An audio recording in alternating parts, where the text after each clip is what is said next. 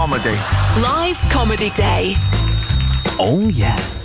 That is what today is, celebrating live comedy right across the area, the small clubs, the back rooms that give so many comics their first break.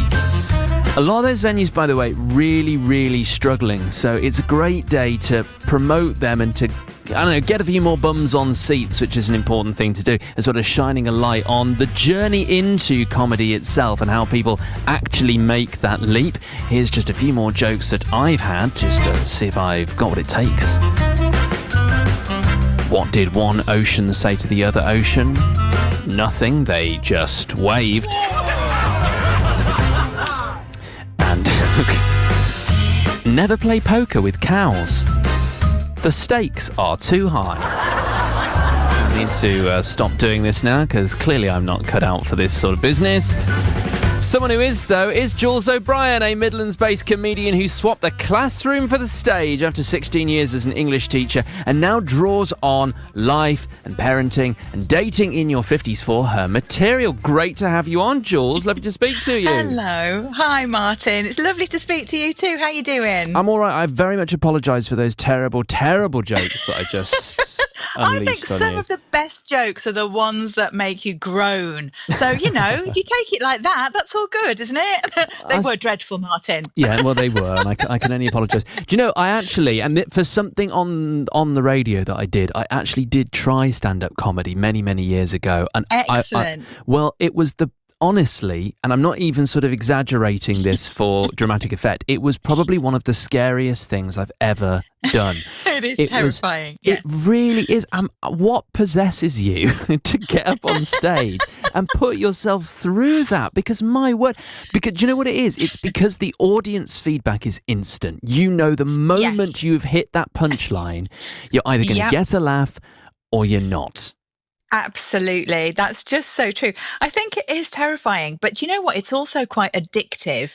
And I think that's why, because when it goes well, which fingers crossed, and I'm genuinely touching wood as I say this, generally speaking, now that I've been doing it for a while, it does tend to, I tend to have really lovely times. Audiences are just great. And that high that you get from making people happy, from getting that instant feedback that you just mentioned, it's just so wonderful that you kind of drive home feeling on top of the world and you can't wait to do it again. Now, of course, the flip side to that is if ever you do have a gig and you've driven 3 hours to go and perform for 20 minutes to people who are looking at you like, what on earth are you trying to do? You get in the car driving home thinking, oh, what am I doing with my life? But fortunately, as I say, I've been doing it for a few years now and I seem to have, worked out the strategy. I've worked out what works and what doesn't. I shouldn't be saying this, should I? I've got a lot of gigs coming up and I feel like I'm hexing myself in some way. But yeah, I think that's the thing. It's a really addictive, enjoyable thing to do. And I wouldn't change it for the world now that I'm here doing it. What made you want to do it in the first place? Because there you were, happy as Larry as an English teacher, or maybe you weren't, but you were, you were a teacher, weren't you? You were in the classroom. I was. And then all of a sudden, what made you suddenly go, do you know what? I think it's stand-up comedy for me.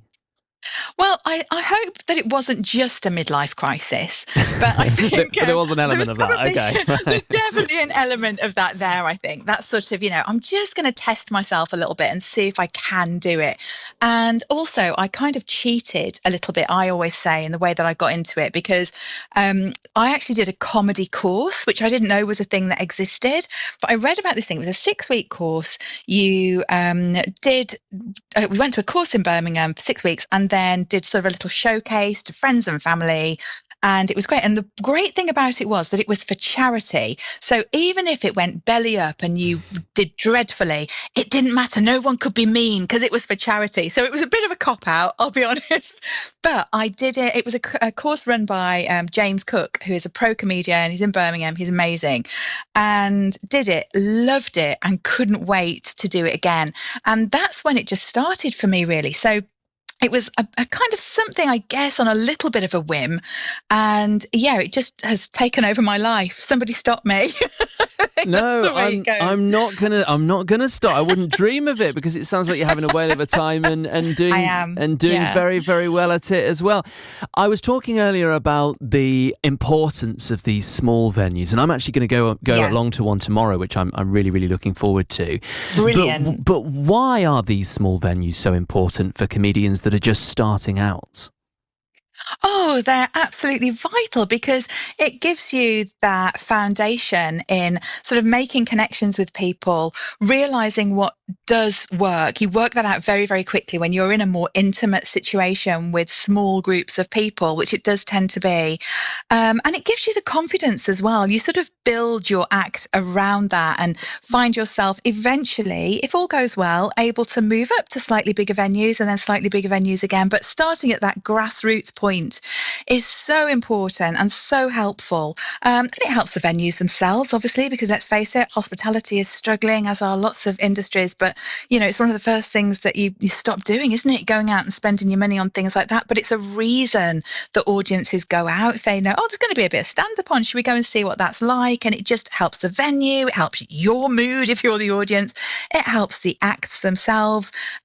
So important. These sort of little pubs, little clubs, upstairs rooms in pubs that very rarely get used, you know, it's just, and there's something very special about it as well, I think. Yeah. When you're trying things out and just seeing what works, it matters massively that these places exist. A great proving ground.